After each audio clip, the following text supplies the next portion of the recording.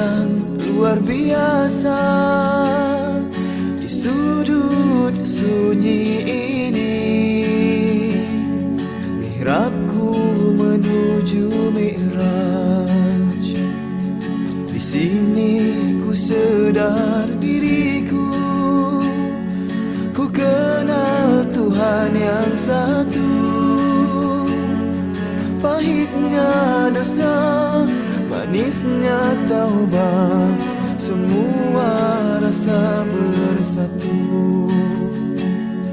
Mihrabku, getatanku, mihrabku, perjalananku, kiblat hatiku hanya untukmu.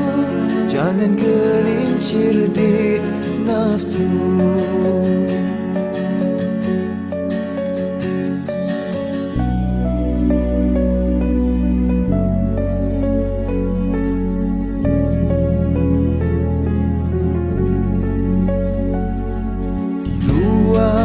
Kecil ini, hatiku tenang luar biasa. Di sudut sunyi ini, mihrabku menuju mi'raj. Di sini ku sedar diriku, ku kenal Tuhan yang satu. Pahitnya dosa, manisnya taubat, semua rasa bersatu. Mihrabku, getatanku, mihrabku, perjalananku, kiblat hatiku hanya untukmu. Jangan gelincir di nafsu. Jauh sudah perjalananku, di mihrabku tersungkur syahdu. Jalan berliku ke lembah nafsu, hanya karena kau selamatkan aku.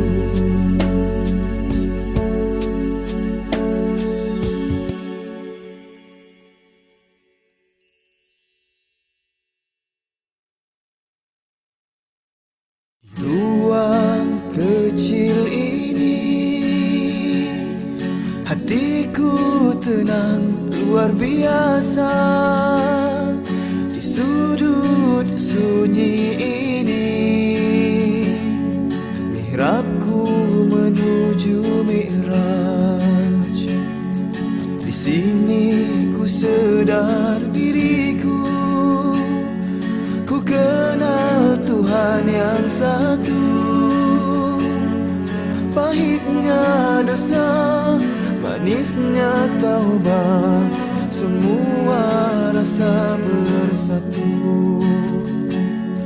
Mihrabku, getatanku, mihrabku, perjalananku, kiblat hatiku hanya untukmu. Jangan gelincir di nafsu.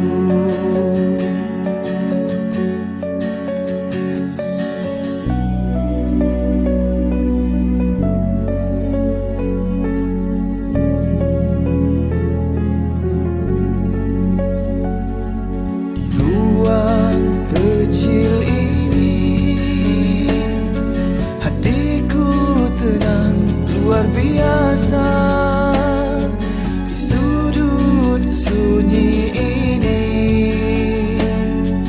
mihrabku menuju mi'raj. Di sini ku sedar diriku, ku kenal Tuhan yang satu.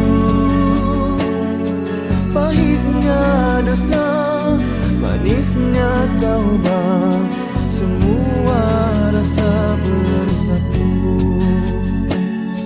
Mihrabku, getatanku, mihrabku,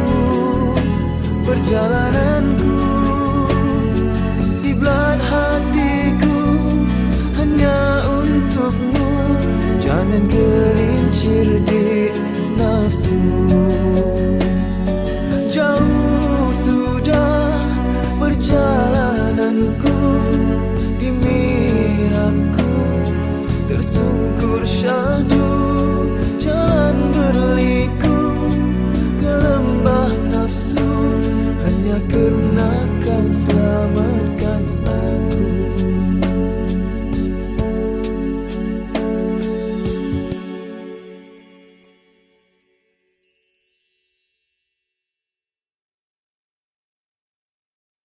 Ruang kecil ini, hatiku tenang luar biasa. Di sudut sunyi ini,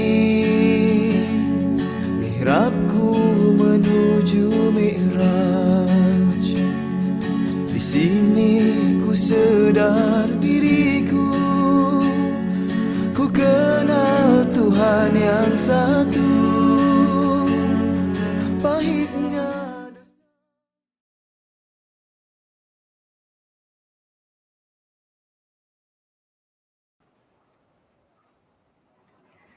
Bismillahirrahmanirrahim. Assalamualaikum warahmatullahi wabarakatuh. Sahabat-sahabat yang dikasihi sekalian, mari kita mulakan pertemuan kita pada pagi yang penuh barakah ini dengan sama-sama kita menghayati bacaan suratul Fatihah. A'udzu billahi minasyaitonir rajim. Bismillahirrahmanirrahim. Alhamdulillahi Rabbil Alamin. Ar-Rahmanir Rahim. Maliki Yaumiddin. Iyyaka na'budu wa iyyaka nasta'in. Ihdinas siratal mustaqim. Siratal ladzina an'amta 'alaihim ghairil maghdubi 'alaihim waladdallin. Amin. Allahumma lakal hamdu hatta tarda, wa lakal hamdu idza radita, wa lakal hamdu ba'da ar-ridha. Wa usalli wa usallim ala nabiyyina wa habibina wa syafi'ina wa zukhrina Muhammad sallallahu alaihi wasallam wa ala alihi wa ashabihi ajma'in. Allahumma innaka afuwun tuhibbul afwa fa'fu 'anna. Allahumma innaka afuwun tuhibbul afwa fa'fu 'anna. Allahumma innaka afuwun tuhibbul afwa fa'fu 'anna. Amin amin ya rabbal alamin. Sekalian para sahabat, tuan-puan, ibu ayah, adik-adik, anak-anak yang dikasihi sekalian, ya mari kita merafakkan syukur setinggi-tingginya kehadrat Allah Azza wa Jalla atas nikmat ya Allah masih mengurniakan kita nikmat iman, nikmat Islam, nikmat kelazatan dan kemanisan melaksanakan ketaatan ibadah kepada Allah Azza wa Jalla. Bagi Allah segala puji-pujian, sahabat-sahabat yang dikasihi sekalian. Ustazah harap ya sahabat-sahabat semua, saudari April Laila, saudari Nur Naimah, Puan Maizatul Asida Syamsul Bahari, Puan Syarifah Nur Atiqah, Puan Salma Talib, Puan Azza Abdul Syukur, Puan Nur Sitah Jaafar, dan tuan-tuan dan puan-puan yang tidak dapat untuk Ustazah sebutkan namanya satu persatu. Ya, mudah-mudahan kita berada dalam rahman Allah Azza wa Jalla, dalam keampunan Allah Azza wa Jalla. Sahabat-sahabat, ya bulan Ramadan ini disebut juga sebagai Syahrul Rahmah. Ya, bulan rahmat, rahmat yang amat-amat luas. Rahmat Allah itu memang sangat luas. Allah Maha merahmati. Dalam bulan Ramadan tidak terbayang sahabat-sahabat sekalian, tidak terbayang dekat kita seluas mana, sebesar mana rahmat Allah Azza wa Jalla kepada hamba-hambanya. Yang kita tahu terlalu luas, maha luas, maha besar, ya, maha pemurah. Allah maha merahmati. Apatah lagi dalam bulan, ya, Asy-Syahrul Mubarak, bulan yang diberkati ini, yakni bulan Ramadan.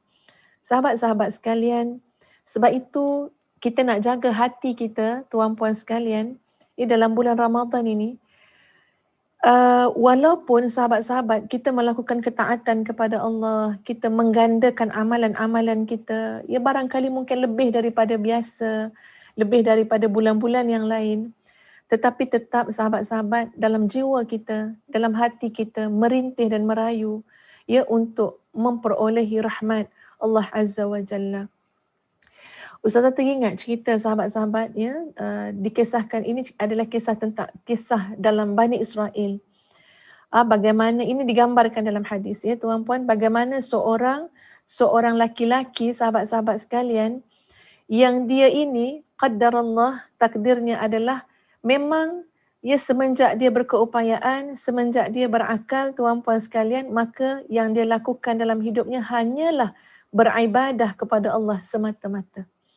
Sehingga kan kalau kita lihat, oh dia tak makan ke ustazah? Ya, dia makan, tapi makannya juga jadi ibadah. Dia tak qada hajat ke? Ya, dia qada hajat. Ya, dan itu bukan maksiat pun qada hajat. Itu adalah satu keperluan, ya, fitrah, ataupun itu memang fisiologi manusia, dia kena qada hajat. Pada masa-masa yang lain, sahabat-sahabat sekalian, dia tak buat benda lain kecuali beribadah kepada Allah. Betul-betul ibadah, sujud, rokok pada Allah. Dan di sana Allah mengirimkan padanya sebiji benih. Ya, maknanya bagi pada dia benih, di mana benih itu dia tanam. Bila tanam, tuan-puan sekalian, tumbuhlah menurut riwayatnya sebatang pohon delima. Tumbuhlah sebatang pohon delima, lalu maknanya apa? Itulah yang menjadi makanan dia. Dia boleh makanlah buah delima tu. Jadi boleh tak sahabat-sahabat gambarkan seorang laki-laki ahli ibadah, sujud rokok qiyam, ya, yang terus saja memuji Allah Azza wa Jalla tulal hayah, sepanjang usia dia. Ya, dan mudah bagi dia sebab apa? Sebab di sana berdekatan dengan dia ada sebatang pohon delima yang sentiasa berbuah, tuan-puan sekalian.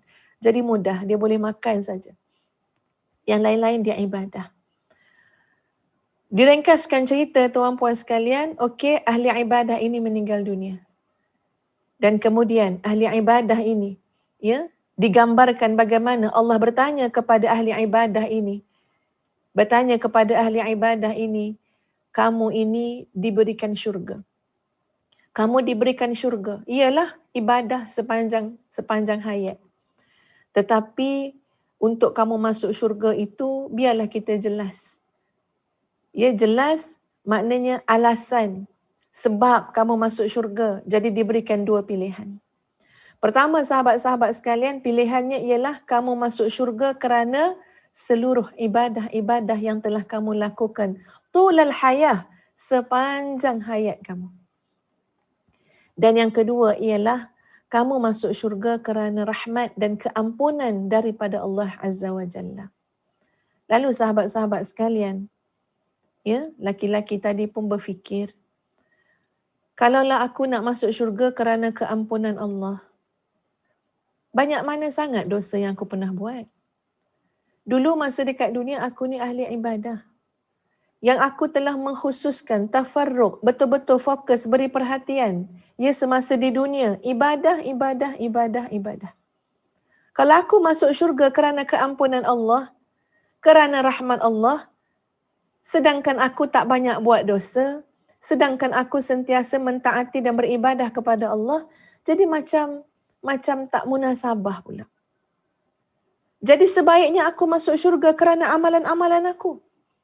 Sebaiknya aku masuk syurga kerana ibadah aku adalah ibadah sepanjang usiaku. Pagi, petang, siang, malam. Itu lebih tepat sebagai alasan kenapa aku masuk syurga. Banding nak sandarkan aku masuk syurga dengan keampunan Allah, aku bukan buat dosa. Banding nak masuk syurga kerana rahmat Allah, kerana aku adalah ahli ibadah. Lalu sahabat-sahabat, laki-laki itu memilih, ya, saya nak masuk syurga kerana seluruh ibadah-ibadah dan ketaatan yang telah saya lakukan sepanjang hayat saya. Lalu dengan itu sahabat-sahabat sekalian, dikatakan kepada laki-laki ini, kamu terhalang daripada masuk syurga. Kalau itulah sandaran kamu, kalau itulah alasan kamu, maka kamu terhalang daripada masuk syurga. Kenapa ya Allah aku terhalang daripada masuk syurga? Aku beribadah sepanjang tahun, sepanjang usia. Lalu dikatakan kepada laki-laki tadi, ibadah kamu sepanjang umur kamu itu boleh jadi ya hanya menyamai ataupun belum pun untuk menyamai satu nikmat, iaitu sebelah mata yang Allah berikan kepada kamu.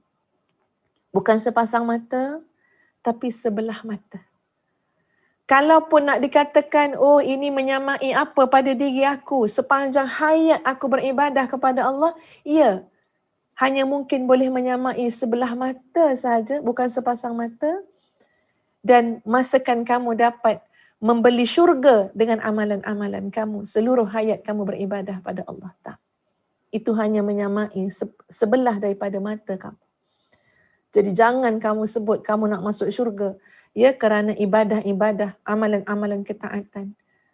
Sebaliknya seperti mana yang disebut oleh Rasulullah sallallahu alaihi wasallam dalam sebuah hadis, la yudkhila ahadakumul jannah. Tidaklah seseorang daripada kamu masuk syurga kerana amalan-amalan kamu. La yudkhila ahadakumul jannah. Ya, tidak masuk syurga bi'amalikum dengan amalan-amalan kamu atau kama qal, tidak masuk syurga walau seorang pun daripada kamu kerana amalan-amalannya. Sahabat yang dekat dengan Nabi SAW pun bertanya, wala anta ya Rasulullah, kamu bagaimana ya Rasulullah? Apakah kamu juga tidak termasuk dalam setiap orang, tak ada seorang pun yang masuk syurga kerana amalan-amalannya? Sahabat tanya, wala anta ya Rasulullah, bagaimana dengan kamu ya Rasulullah? Nabi kata, ya, bal ana, bahkan aku juga tidak masuk syurga kerana amalan-amalanku. Illa, kecuali ayyataghammadani Allah bimaghfiratihi wa rahmati au kama qal, kecuali aku ini diliputi, dipayungi, dikurniakan oleh Allah dengan keampunan dan juga rahmat daripada Allah Azza wa Jalla. Sahabat-sahabat sekalian, walau banyak mana pun ibadah yang kita lakukan dalam bulan Ramadan ini khususnya, segala bentuk ketaatan yang kita lakukan dalam bulan Ramadan ini, tetapi nun jauh dalam lubuk hati kita sahabat-sahabat sekalian, yang paling besar kita harapkan daripada Allah ialah rahmat dan keampunan daripada Allah Azza wa Jalla. Inilah saatnya sahabat-sahabat, menangislah banyak-banyak, sujudlah banyak-banyak, berdoalah banyak-banyak, memohon rahmat daripada Allah Azza wa Jalla. Apabila seseorang itu dikurniakan rahmat oleh Allah, maka subhanallah tuan-puan sekalian, walaupun mungkin dia adalah seorang pendosa yang melakukan maksiat yang banyak kepada Allah, tak kiralah siapa dia tuan-puan, dia ahli ibadah, dia ahli maksiat tuan-puan sekalian, tetapi apabila seorang hamba Allah itu dengan sangat jujur, dengan sangat benar, dengan bersungguh-sungguh memohon rahmat daripada Allah Azza wa Jalla, mohon rahmat untuk pasangan kita, mohonkanlah rahmat untuk anak-anak kita, mohonkanlah rahmat untuk adik-beradik kita, mohonkan rahmat untuk sahabat handai kita, masyarakat kita. InsyaAllah sahabat-sahabat sekalian, di tengah lautan keluasan rahmat Allah Azza wa Jalla, tak kira kita datang dalam keadaan yang bagaimanapun, tapi kita berdoa sungguh-sungguh, ikhlas, jujur, benar, memohon rahmat daripada Allah Azza wa Jalla, insya-Allah sahabat-sahabat sekalian, ya Allah itu maha baik, maha luas rahmatnya, maka Allah akan merahmati kita, mengampuni kita insya-Allah. Sahabat-sahabat yang dikasihi sekalian, hari ini tajuk kita adalah maksiat di tengah rahmah. Tidaklah mudah juga untuk ustazah yang mencari tajuk pada setiap pagi mihrab Ramadan. Allahumma illa memohon kepada Allah Azza wa Jalla agar Allah memudahkan segala urusan. Jadi sahabat-sahabat, kemarin ustazah baca sepotong ayat Al-Quran dalam surah Hud.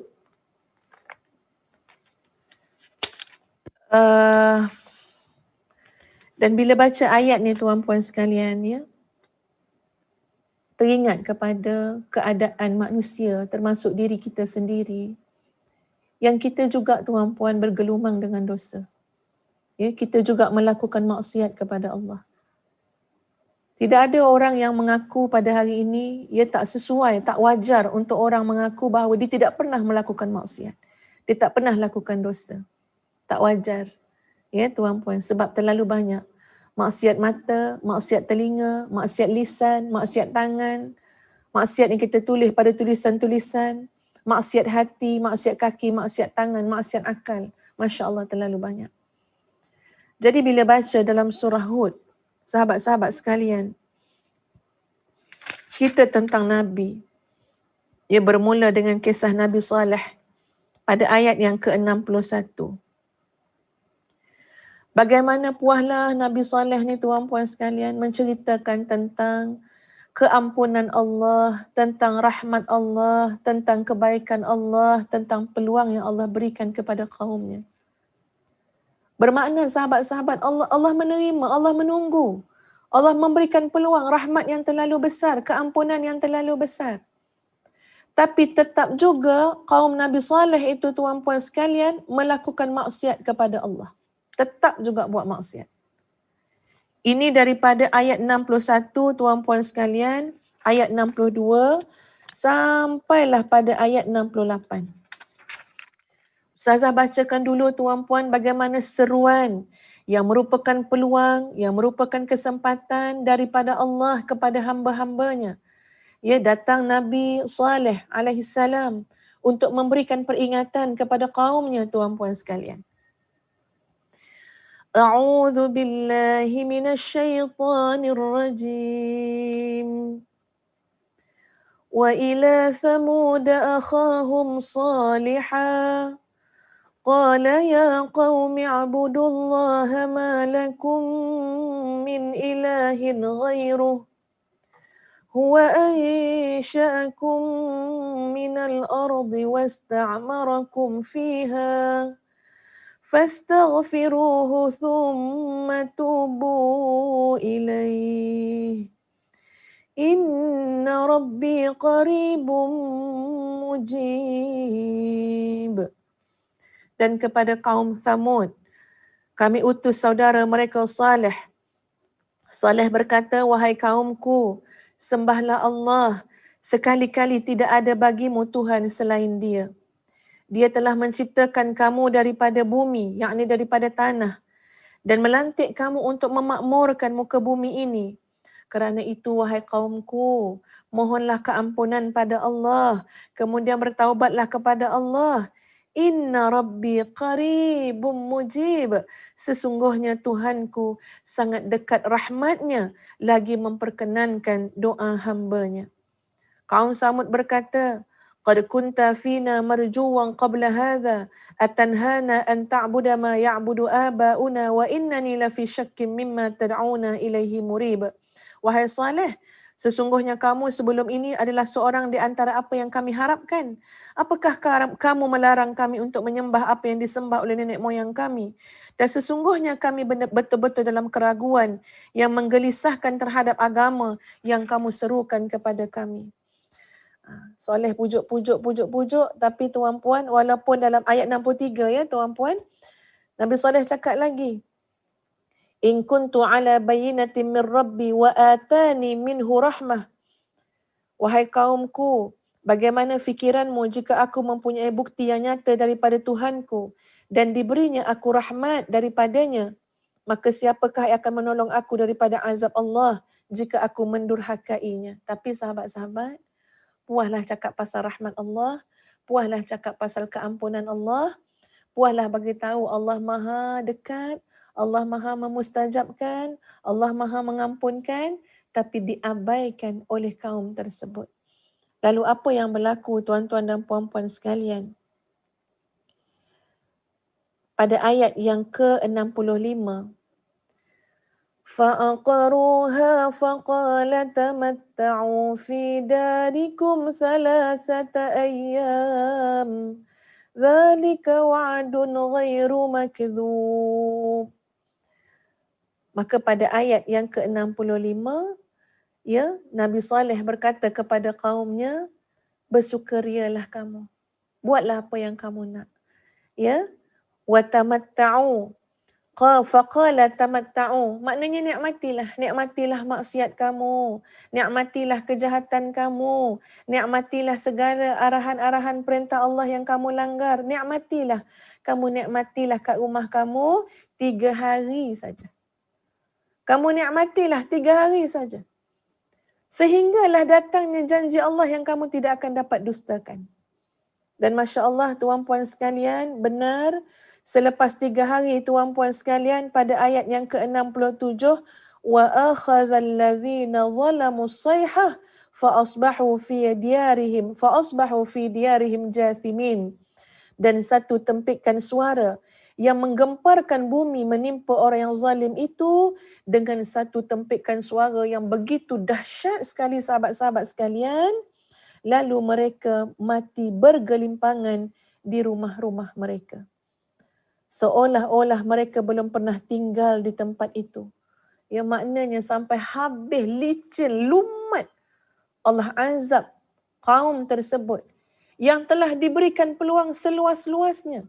Datangnya seorang Nabi menyeru mereka dengan penuh kasih sayang, mengingatkan mereka kepada kasih sayang Allah. Betapa rahmat Allah itu terlalu luas, tapi di tengah-tengah rahmat, tetap juga mereka melakukan maksiat. Sahabat-sahabat sekalian, seolah-olahnya tuan-puan sekalian, orang yang menikmati maksiat ni dalam hidup mereka hanya nikmat 3 hari je. Nampak tak nikmat 3 hari ni maksud dia apa? Sekejap sangat nak banding dengan azab Allah yang sangat pedih. Ya, mungkin mereka menggunakan seluruh hayat mereka melakukan maksiat kepada Allah, tapi ibarat tuan-puan macam 3 hari je sebenarnya. Apalah nikmat sangat dalam masa 3 hari tuan-puan. Tapi demikianlah orang yang sudah dijajahi dengan jiwa pelaku maksiat yang nak melakukan maksiat kepada Allah. Muslimin muslimat, Ustazah ambil kesempatan di sini untuk menyatakan satu perkara. Dalam bulan Ramadan ni tuan-puan sekalian, kita jangan lupa ini adalah puasa wajib. Wajib puasa bulan Ramadan. Ini adalah rukun Islam. Sahabat-sahabat sekalian, bab puasa Ramadan ni jangan main-main. Orang tak buat seloroh tuan-puan. Orang tak buat lawat jenaka. Minta maaf ya saya cakap. Sampaikan Sayyidina Ali karamallahu wajhah mengatakan tuan-puan sekalian, siapa yang meninggalkan puasa Ramadan sehari, dia meninggalkan tanpa sebab. Tidak ada sebarang keuzuran syar'i yang diterima oleh syarak. Ya, hanya dia saja buat-buat alasan. Hanya dia saja nak buat-buat justifikasi dalam hidup dia, dan sebenarnya alasan dan justifikasi yang diberikan adalah tak laku. Tak laku pun. Dia saja yang saya saja tak nak puasa. Puasa sekejap sampai pukul 11, lepas tu rasa lapar sikit, rasa malas sikit, rasa macam tak apalah. Ya, kalau aku tak puasa pun boleh. Ya, sampai dinamakanlah benda tu dengan macam-macam seluruh-seluruh tuan-puan sekalian. Ya, plastik itulah, begitulah, beginilah. Ya. Ibarat maksud dia apa dia? Okey, tak puasa. Tak puasa. Kata Sayyidina Ali karamallahu wajhah tuan-puan sekalian, kalau kamu meninggalkan 1 hari daripada puasa Ramadan itu, kamu cuba nak gantilah balik yang 1 hari yang kamu tak puasa tu. Kamu cuba nak ganti balik dengan apa? Sepanjang tahun kamu puasa, kamu tidak akan dapat menggantikan hak yang sebenar-benarnya pada puasa 1 hari dalam bulan Ramadan itu. Takkan dapat ganti. Sebenar-benarnya. Walaupun nak cuba ganti tuan-puan seluruh sepanjang tahun puasa balik. Sebab apa? Nak menebus balik. Aku pernah dulu tinggalkan puasa Ramadan sehari tanpa sebarang alasan. Tanpa sebarang keuzuran. Ibarat kata tuan-puan, kamu puasalah lepas tu setahun, kamu tidak dapat menebus. Besarnya dosa kamu tinggalkan puasa kamu sehari tanpa alasan dalam bulan Ramadan. Nampak tuan-puan? Betapa besarnya perintah Allah yang menyuruh kita puasa pada bulan Ramadan. Bahkan Ustazah mendengar ya sahabat-sahabat, tadi Ustazah pun bincang kejap dengan Dr. Azhar. Ia nak minta cari adakah hadis ke apa ke. Sebab Ustazah mendengar tu daripada syarahan salah seorang syekh ya, daripada negara Arab. Di mana syekh tu menyebut tuan-puan sekalian, Ibarat nak kata besarnya dosa meninggalkan satu hari puasa pada bulan Ramadan tanpa sebarang keuzuran, tanpa sebarang alasan. Uzur syar'i tuan-puan sekalian. Bahkan dikatakan dosa meninggalkan satu hari ya pada bulan Ramadan tanpa sebarang alasan lebih besar daripada dosa zina tuan-puan sekalian. Wallahu ta'ala a'lam. Ini Ustazah dengar dan Ustazah akan cuba bertanggungjawab untuk cari ada ke dalil-dalil yang mengatakan sedemikian. Tapi bila Ustazah dengar tu Masya Allah takutnya dengar. Sahabat-sahabat, minta maaf saya cakap. Ya, sebab itu bila Ustazah tengok apa-apa saja yang orang buat seluruh tentang puasa Ramadan. Orang buat seluruh. Ya, orang buat lawak jenaka. Tentang orang tak puasa bulan Ramadan, Ustazah rasa berdosa kalau tergelak. Rasa berdosa kalau ketawa tuan-puan. Rasa berdosa kalau tergelak sekali. Sebab apa? Takut melihat dilawak jenaka kan orang tak puasa bulan Ramadan. Takut tengok. Sebab kita kena tahu bahawa itu adalah maksiat yang sangat besar. Tak dapat nak dilawakkan tuan-puan sekalian. Tak dapat nak diseluruhkan. Kenapa? Ya Allah. Allah terlampau murka. Ya. Carilah benda lain nak lawak seluruh pun. Tak dapat nak dilawakkan. Soal tak ada kelakarnya tuan-puan. Orang yang buat olok-olok makan waktu bulan Ramadan dan kemudian benda tu nanti jadi biasa pada pandangan manusia, pada pandangan anak-anak kita. Jangan sampai masyarakat pandang biasa je orang tak puasa bulan Ramadan tuan-puan. Ya, dosa yang sangat besar. Sahabat-sahabat sekalian, ini ustazah aku betul-betul. Ya. Kalau nak mungkin mula-mula kita rasa macam orang seluruh pasal tak puasa rasa nak ketawa, tapi tak. Sebab dosanya sangat besar.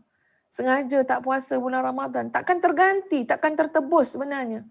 Kecuali betul-betul taubatan nasuha, menangis, meraung depan Allah. Mudah-mudah kita tinggalkan puasa ya tanpa rasa takut kepada Allah Azza wa Jalla. Ini di antara maksiat yang mungkin berlaku sahabat-sahabat di tengah-tengah rahmat Allah yang luas pada bulan Ramadan ini.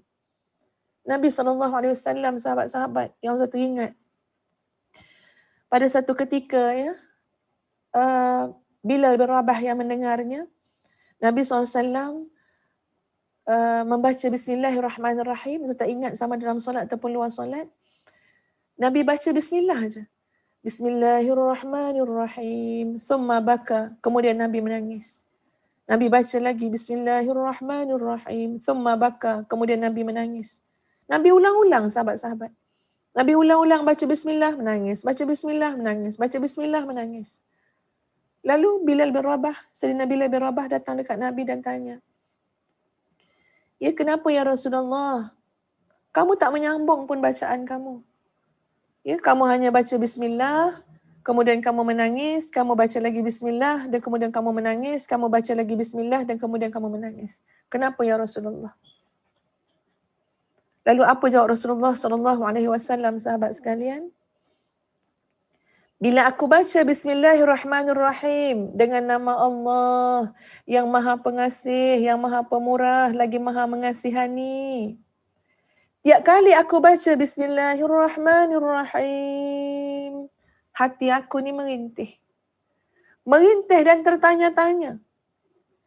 Di tengah-tengah rahmat Allah yang begitu luas, sehinggakan kita bila nak memulakan sesuatu, sahabat-sahabat sekalian, sangat dianjurkan kita memulakan dengan menyebut Bismillahirrahmanirrahim.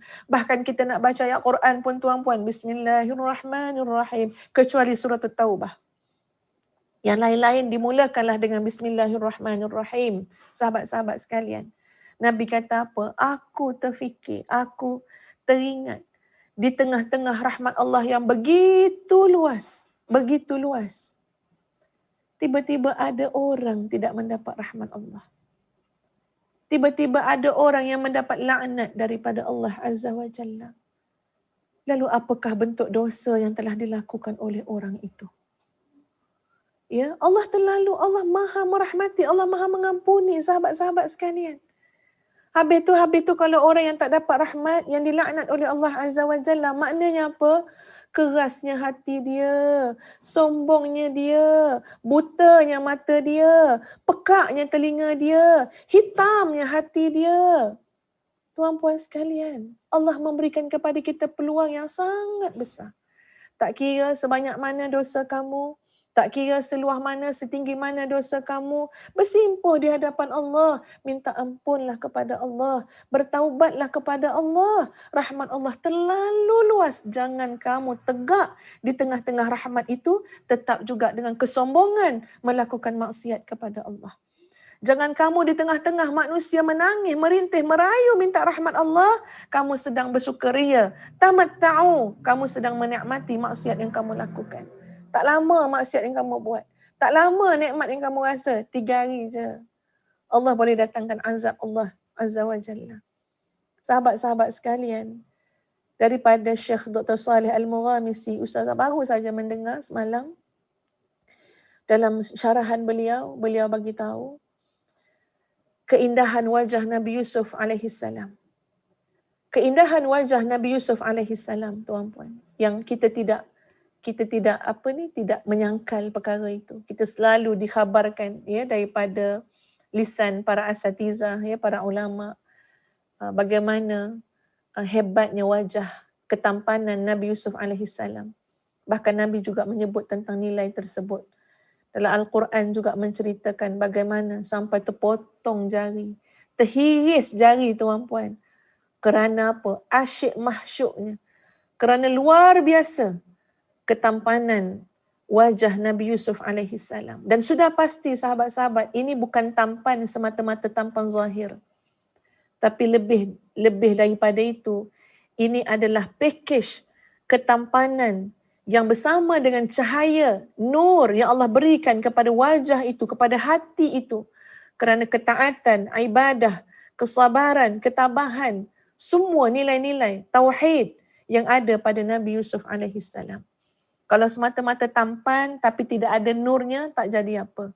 Ya, semata-mata handsome, tuan-puan, tapi kaki maksiat, tak ada apa juga. Tapi ini Masya Allah, dengan adabnya, dengan akhlaknya, ini package. Tak dapat nak gambarkan macam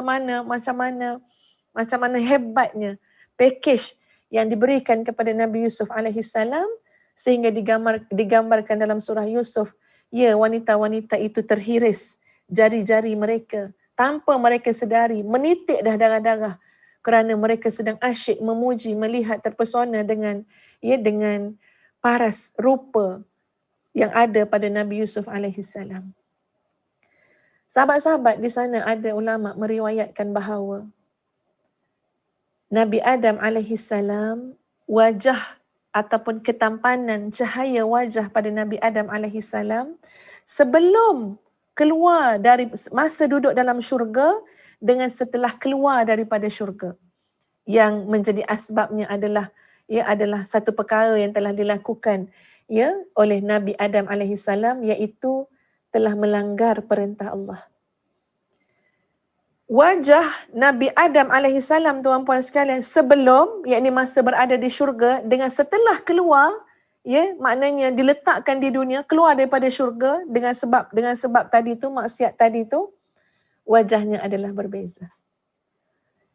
Dikatakan sahabat-sahabat sekalian, wajah Nabi Adam semasa di syurga itu seiras ataupun persis seperti mana wajah Nabi Yusuf alaihi salam.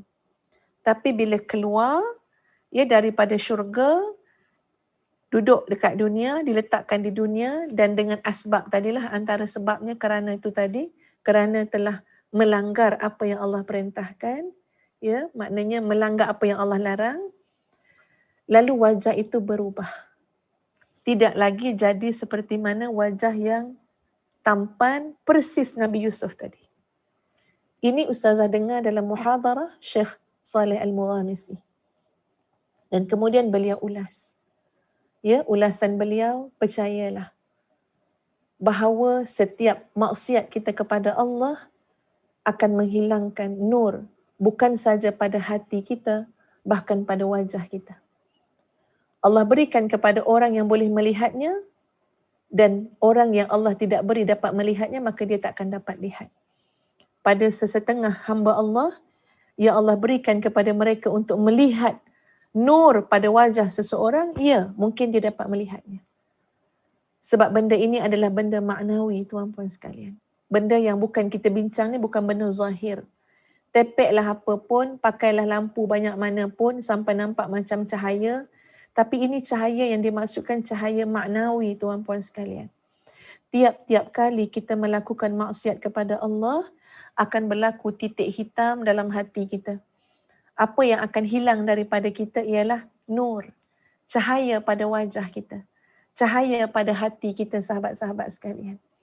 Ya, dan bila Ustazah dengar muhadarah ataupun syarahan tersebut, ia jadi berfikir Allahu Akbar. Ya, Allahu Akbar. Bagaimana agaknya wajah kita ini di hadapan pandangan Allah? Bagaimana agaknya sahabat-sahabat? Kita mungkin tak perasan, kita tak nampak. Ya, ada orang yang Allah izinkan untuk nampak, dia boleh nampak. Wajah ni wajah tak ada cahaya. Wajah ni wajah pelaku maksiat. Kalau kita boleh letak tuan-puan sekalian dalam mindset kita supaya kita nak jaga-jaga, ya Allah jangan buat maksiat. Ya Pak, wahai diri jangan buat maksiat. Tiap-tiap kali kita buat maksiat, hati kita akan hitam. Allah akan tarik nur pada wajah kita. Tiap-tiap kali kita melakukan ketaatan, ya Allah akan berikan cahaya memayungi seluruh hidup kita. Jangan kata wajah tuan-puan, seluruh hidup kita akan dipayungi oleh cahaya. Bayangkan manusia yang berjalan dalam cahaya, tidur dalam cahaya, makan dalam cahaya, ya, menuntut ilmu dalam cahaya. Sentiasa dalam cahaya tuan-puan sekalian. Dan bayangkan manusia yang Allah tarik cahaya tersebut. Makan dalam gelap, minum dalam gelap, tidur dalam gelap, hidup dalam gelap, pergi kerja dalam gelap, berbisnes dalam gelap. Simbolik kepada apa? Tidak ada nur. Tidak ada petunjuk. Hanya dalam maksiat, dalam kehitaman hati, tidak bertaubat kepada Allah. Ustazah dengar muhadarah tu tuan-puan terasa. Ya Allah, Allahu Akbar. Ya, macam manalah aku pada pandangan Allah. Kalau jumpa, katalah ada orang kita kata dia ni kasyaf Ustazah. Dia boleh nampak sesuatu yang orang lain tak nampak dengan mata kasar. Takut tuan-puan duduk depan orang tu. Ya, kalau dia tahu macam mana agaknya gelapnya wajah kita, gelapnya jiwa kita. Kenapa? Kerana dosa-dosa dan maksiat yang kita lakukan. Jadi subhanallah tuan-puan sekalian, ini bukan soal cantik buruk ya, secara fizikal, tapi ini soal cahaya. Yang dikaitkan dengan apa? Dikaitkan dengan maksiat tadi. Kamu buat maksiat kepada Allah, kusam, gelap. Ya, tak sedap hati nak tengok. Sedangkan bayang sahabat-sahabat, seorang sahabat yang baik itu bagaimana? Seorang sahabat yang baik itu menurut kacamata agama tuan-puan sekalian, antara lain ialah yang ketika mana dipandang oleh sahabatnya, kita pandang wajah dia, kita pandang diri dia, akan menyebabkan kita termotivasi untuk melakukan ketaatan kepada Allah. Kita pandang saja wajah dia, kita dengar dia tuan-puan sekalian, menyebabkan kita rasa takut kepada Allah Azza wa Jalla. Kita rasa kita ni cepat kena taubat, kena muhasabah diri, melihat sahabat kita. Ada satu kisah tuan-puan sekalian. Bagaimana ada seorang wanita, dia masuk mendengar satu syarahan daripada seorang syekh. Kisah ni berlaku di negara Arab. Dan syekh yang menyebut kisah ni betul-betul memperakukan bahawa dia sendiri yang bertanya kepada wanita itu. Jadi sahabat-sahabat sekalian, syekh yang mengajar itu bukan syekh yang bercerita ni, dia lain ya. Jadi seorang wanita datang dekat ceramah seorang ulama, ya, seorang syekh di negara Arab.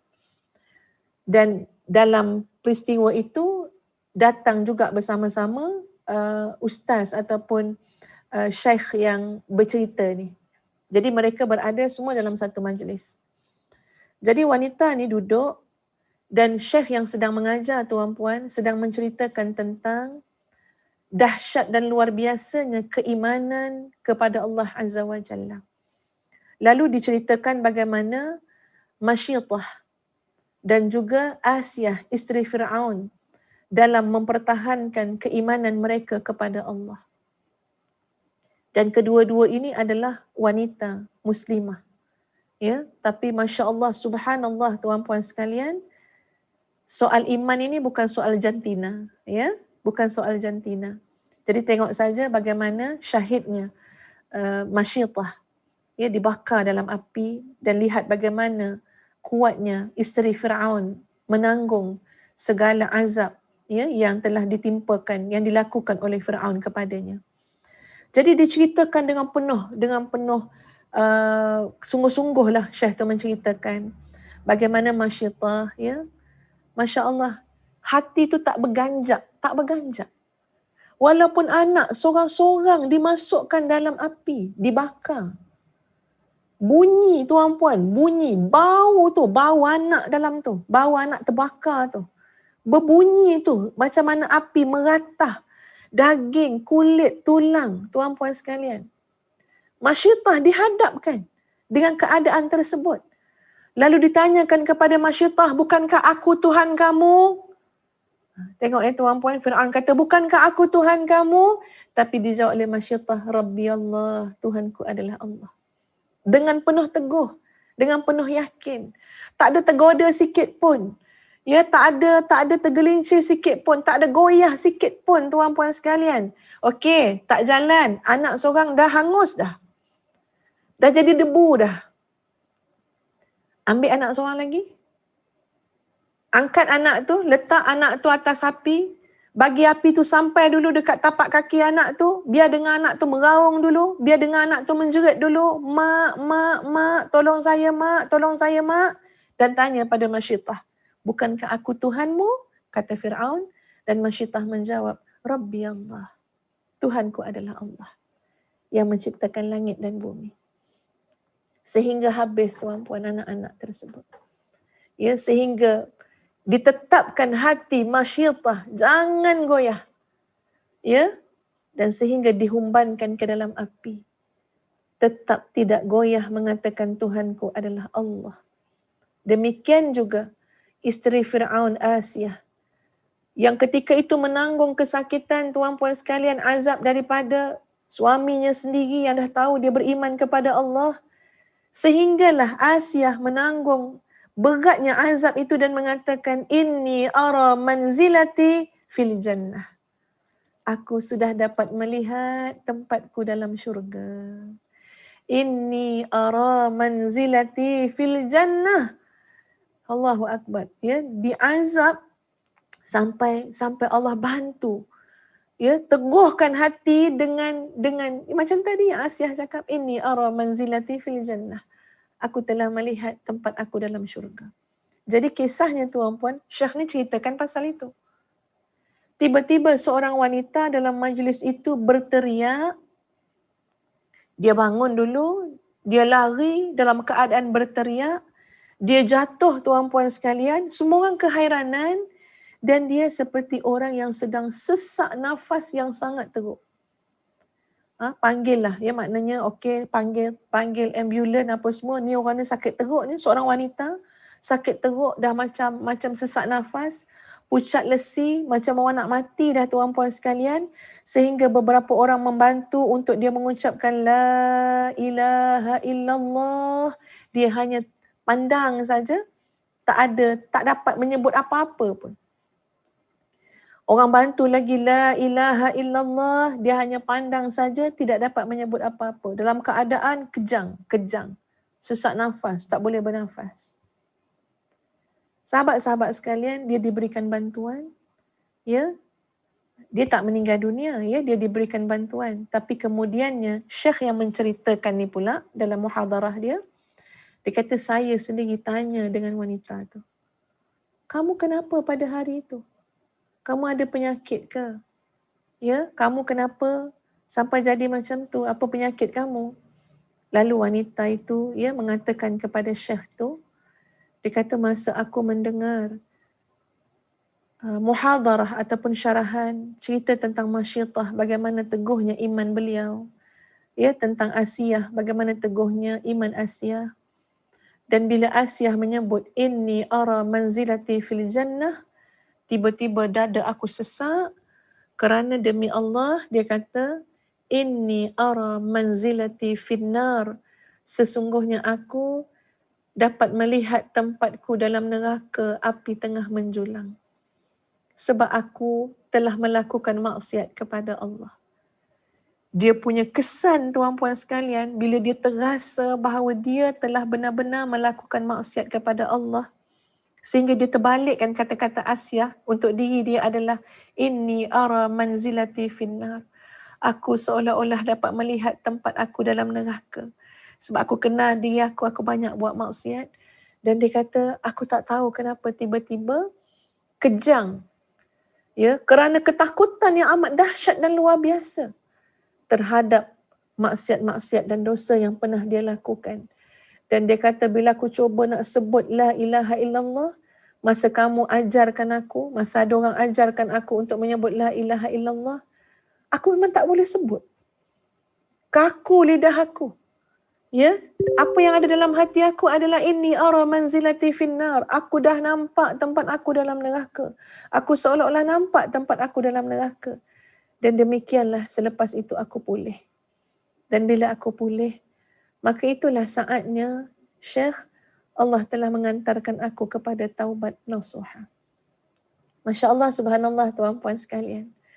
Ya, maksiat ini adalah luka-luka yang sangat dalam pada tubuh badan kita, pada hati kita. Bayangkan saja kalau setiap maksiat yang kita lakukan adalah gambaran luka-luka yang dalam dekat tubuh badan kita. Agaknya mungkin kita berjalan ke sana sini dalam keadaan baju kita berdarah-darah. Lalu orang mengenal bahawa kita adalah pendosa. Ya? Atau mungkin kita sudah terlampau lemah, tak boleh jalan dah, tak ada daya dah. Kenapa? Luka habis dah badan ni berdarah-darah. Dek kerana maksiat. Kita akan terlantar, tuan-puan sekalian. Dan demikianlah simbolik gambaran muslimin muslimat sekalian. Ya, dosa ini menyebabkan kita lemah. Dosa ini menyebabkan kita, ya, hati kita kelam. Ustazah sebut secara sepintas lalu kesan daripada maksiat dan dosa, tuan-puan sekalian. Pertama, dosa ini menyebabkan kemurkaan Allah. Mana bestnya berjalan dalam kemurkaan Allah? Mana bestnya hidup dalam kemurkaan Allah? Sebab itu saya harap sangat, panjangkanlah tuan-puan, cakaplah, teruslah memberikan nasihat dan teguran kepada sahabat-sahabat kita di luar sana yang segelintirnya seperti berbahagia melakukan maksiat. Bahagia melakukan maksiat, puas tegur dah. Jangan tunjuk buah dada tu. Minta maaf cakap ya tuan-puan. Tak kira lah wanita ke, pondan ke. Ya tuan-puan sekalian, bila live, tak ada segan silu, tunjuk lurah. Apa Allah Akbar ya. Apa seronoknya menunjukkan semua tu tuan-puan? Apa seronoknya? Kamu menikmati 3 hari je. Ingat, jangan sampai datang azab Allah. Sungguh, tuan-puan sekalian, kena nasihat. Punya seronoknya, punya ketawanya, punya lebar senyuman. Tak peduli dah apa orang tegur, apa orang larang. Orang ni bukan nak tegur sangat, tapi wajib amar makruf nahi mungkar. Kalaulah tak wajib tuan-puan, kita pun pilih tak nak tegur.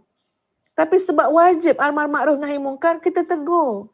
Jangan tukar jantina, jangan kamu berseronok pula dengan dosa dan maksiat yang kamu buat. Habis cara dah orang tegur, cara lembut orang tegur, cara marah orang tegur, langsung tak dipedulikan. Tuan-puan kena sebut. Kena sebut apa dia? Ingat. Apakah kamu nak makan dalam keadaan Allah murka kepada kamu? Kamu nak tidur dalam keadaan Allah melaknat kamu? Allah murka kepada kamu? Kerana ini adalah kesan daripada maksiat yang manusia lakukan. Ini adalah peringatan kepada ustazah juga. Yang kedua, tuan-puan, mendapat kebencian orang mukmin. Ya? Ini saya bacakan. Imam Syafi'i berkata, salah seorang daripada kalian hendaknya berhati-hati sebab boleh jadi hati orang yang beriman melaknat kamu namun engkau tidak mengetahuinya. Tengok. Imam Syafi'i sebut, hati-hati kamu semua. Boleh jadi orang beriman tu dia tak cakap kat mulut dia, tapi semula jadi tuan-puan, datang tiba-tiba orang beriman tu hati dia melaknat kamu. Tapi kamu tak tahu. Ya, dia tak cakap kat mulut tuan-puan.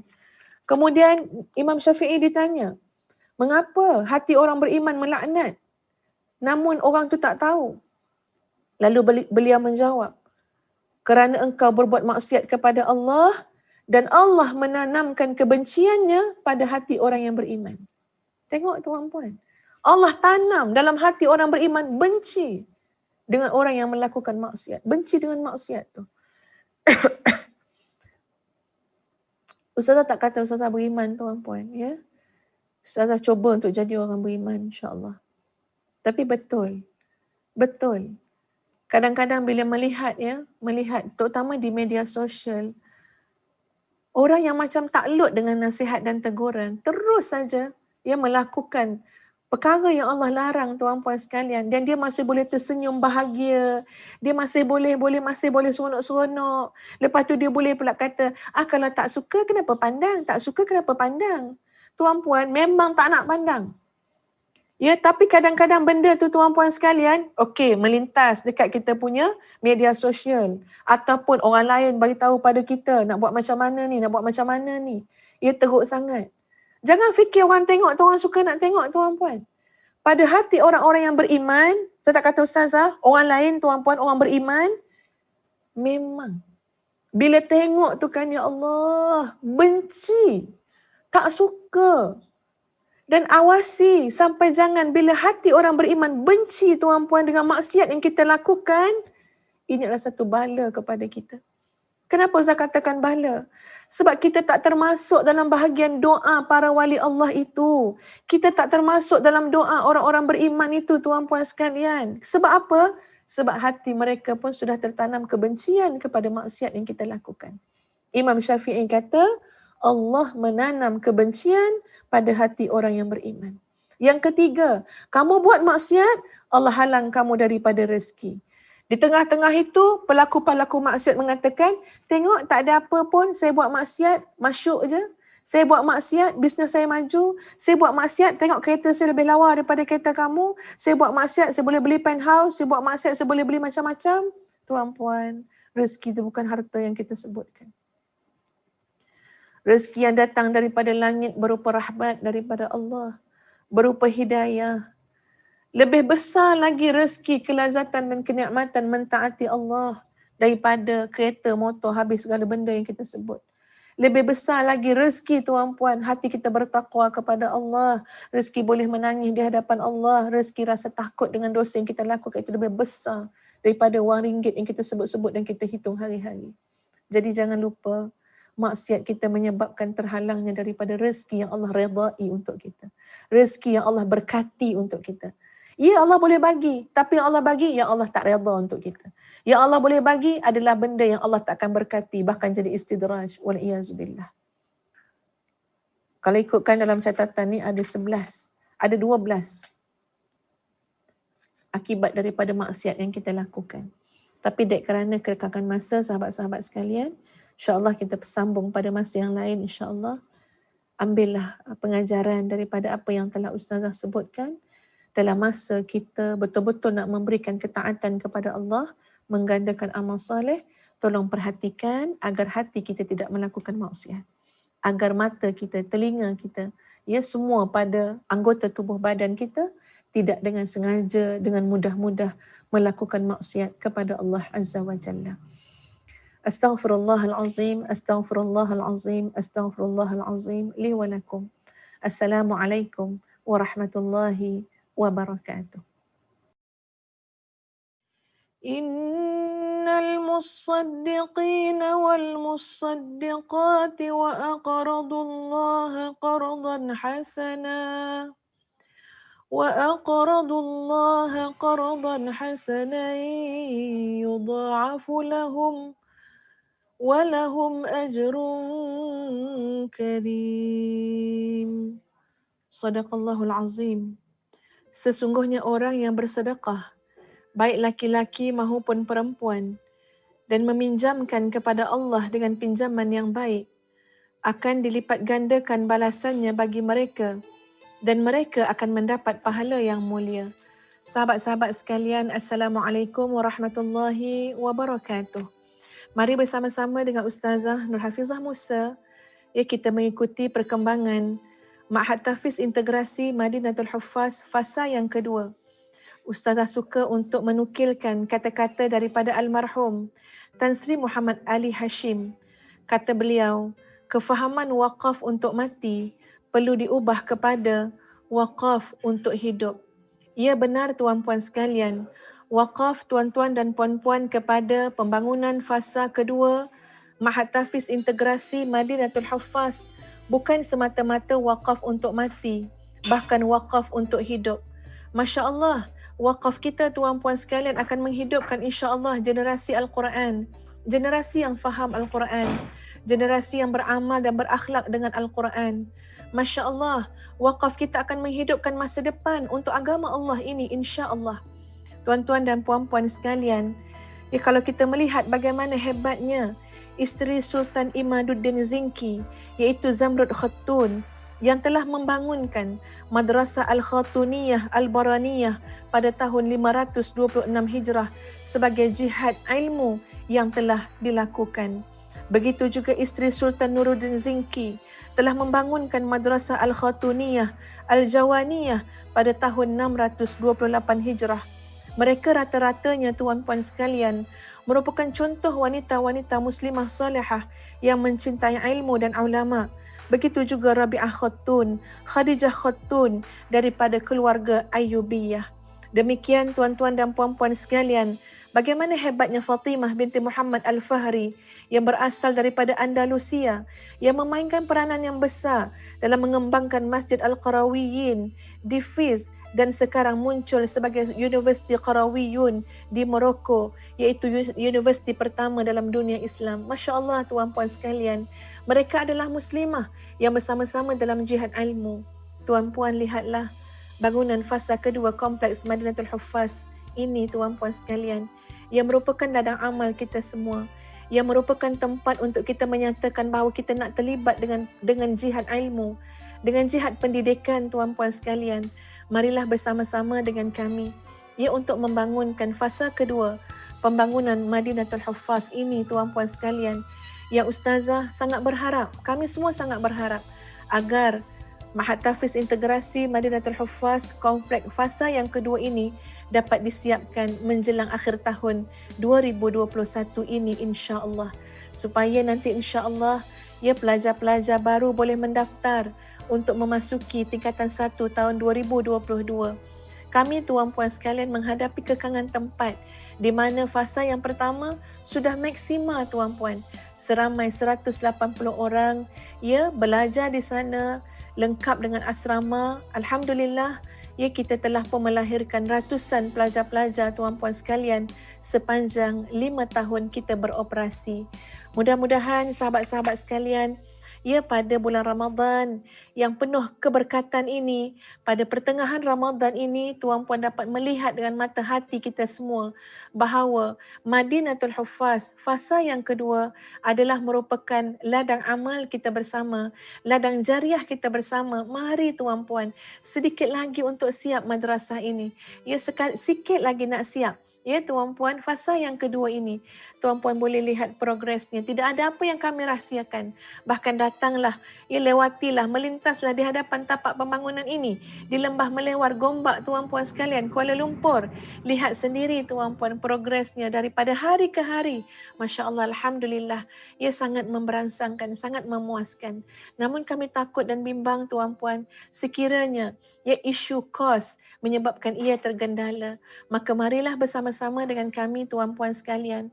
Kita mungkin tidak dapat secara individu untuk melahirkan, mengasaskan sebuah institusi, tapi sekarang kita melahirkan, membangunkannya secara bersama-sama.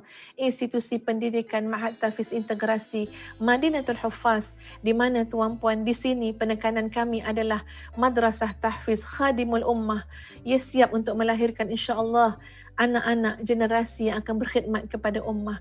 Generasi Al-Quran, generasi Qurani, generasi Rabbani, yang insya-Allah mudah-mudahan dengan sokongan daripada doa tuan-tuan dan puan-puan semua, anak-anak ini terbina dan terbentuk menjadi hamba Allah yang dengan Allah semakin taat, dengan manusia semakin bermanfaat. Ustazah mewakili warga tahfiz Madinatul Huffaz pada pertengahan Ramadan tahun 1442 Hijrah ini mengucapkan jutaan terima kasih atas keprihatinan, kasih sayang yang telah memberikan sumbangan kepada kami. Sesungguhnya Nabi SAW adalah insan yang sangat dermawan, dan pada pertengahan, pada bulan Ramadan tuan-puan sekalian, Nabi lebih-lebih lagi amat dermawan seperti mana angin yang bertiup. Wallahu ta'ala a'lam. Assalamualaikum warahmatullahi wabarakatuh.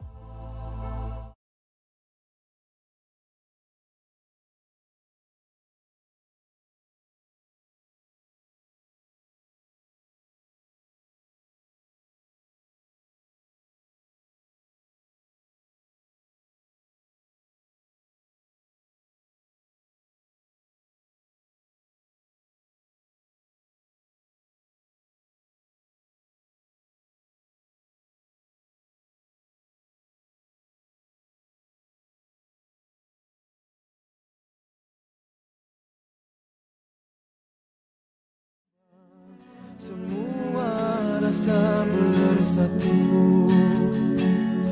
Mihrabku, getatanku, mihrabku, perjalananku, kiblat hatiku hanya untukmu. Jangan gelincir di nafsu.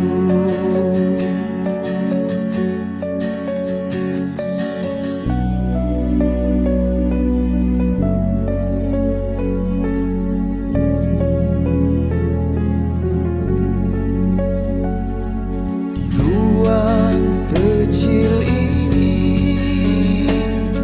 hatiku tenang luar biasa.